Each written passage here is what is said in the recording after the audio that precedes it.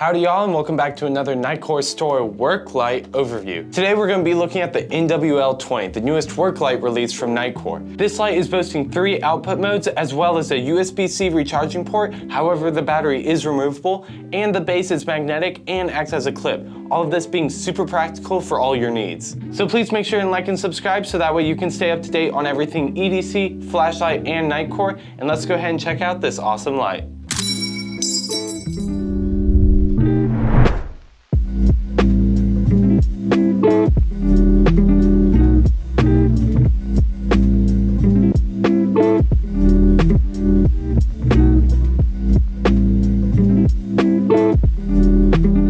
Included with your purchase, and then of course just unboxing it here on the desk for you, you of course have the Nitecore NWL20 with a pre-installed NL2150 21700 lithium ion rechargeable battery, and then of course you have the USB-C charging cable and your paperwork here as well.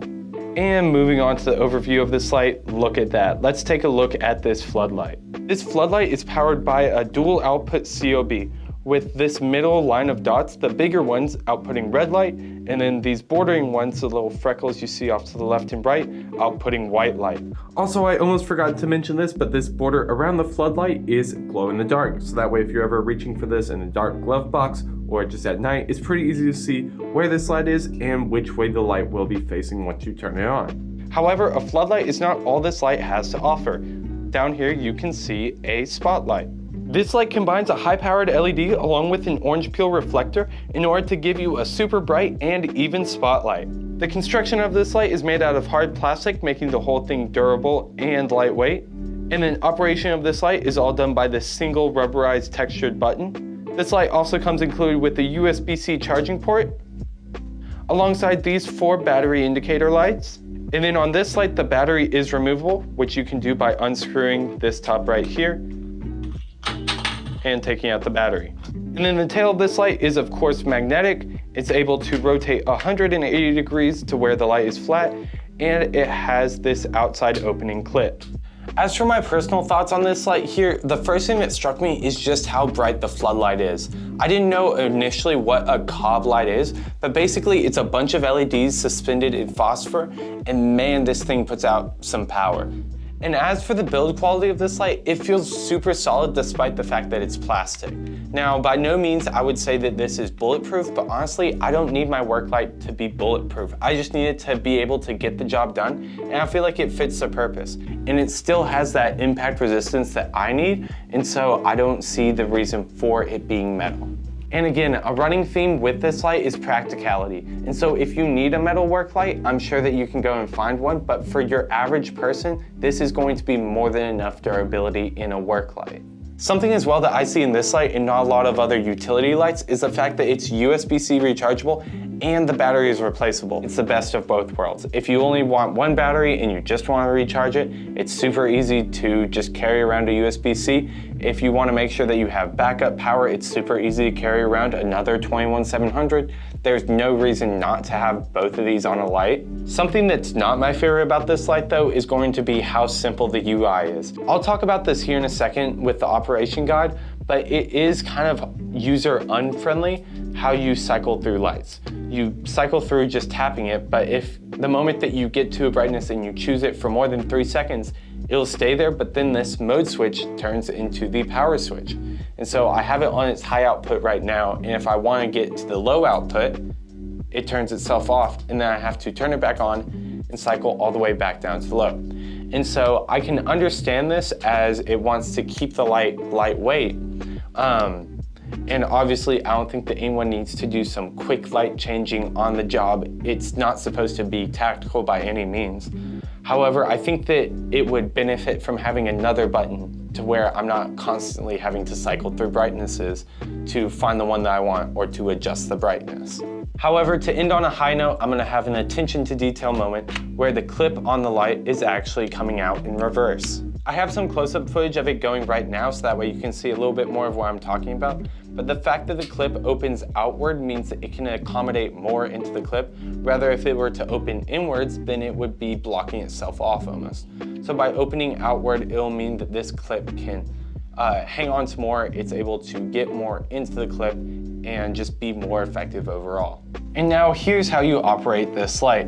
Of course, like I said before, it has this one button UI, and so this is how you can properly navigate your cycles. You can turn on the light by pressing the button here, and then cycle through the brightness in the order medium, high, low, red, and then red flashing, and then back off.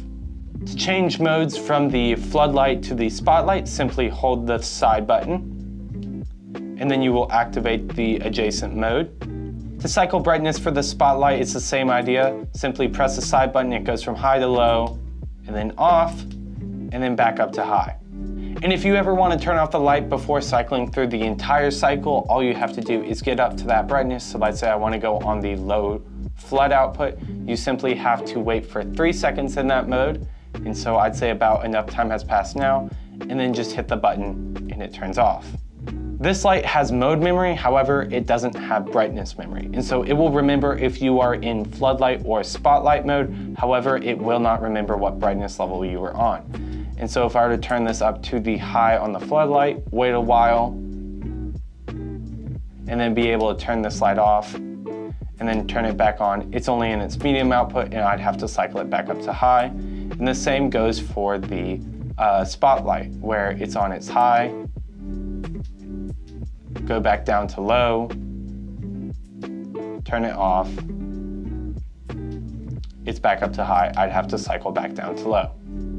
And like I said before, and as you just saw, it's pretty easy to lose track of time and have this mode button turn into a power button. And so make sure you know what brightness setting you need before that 3 second hits. Otherwise, this will turn into a power button and you'll have to cycle through the light all over again. One way that I keep track of how much time has passed with the light being on is these battery indicators as they stay on for 2 seconds. They're activated for 2 seconds. And so by the time that they're gone and I wait a second, I know that this light and this button has turned into a power button, and this light will go off the moment that I press it. And another attention to detail moment is this light is also fully functional in all modes while it is charging, so that way you will never run out of light on the job. And now onto my favorite part, the specs. With the red light being constantly on, it's going to output 30 lumens for 30 hours. And then with the red light flashing, it's going to be outputting 30 lumens for 30 hours as well. The low spotlight mode is going to have 125 lumens of brightness and be able to shine for 15 hours. And then your high spotlight output is going to have 290 lumens of brightness for 10 hours. Your low floodlight output is going to have 30 lumens of brightness and be able to shine for 78 hours. Your mid floodlight is going to have 260 lumens for 10 hours. And then finally, your high floodlight is going to have 600 lumens for 6 hours. This light is also going to be IPX5 water resistant, meaning that it's rain, sweat, and splash proof, and 1 meter impact resistance. And as per usual, I have the dimensions and weight here on screen. It's pretty compact, it's pretty lightweight, it's perfect for any toolbox or glove box that you have. Well guys, I hope you enjoyed this first look here at the newest work light from Nitecore. Again, if you haven't already, please make sure to give us a thumbs up and to subscribe, as it really helps us keep making these awesome overview videos. And then of course, like always, down in the description, we'll have discount codes for you to go check out the NWL20. And thank you so much for watching.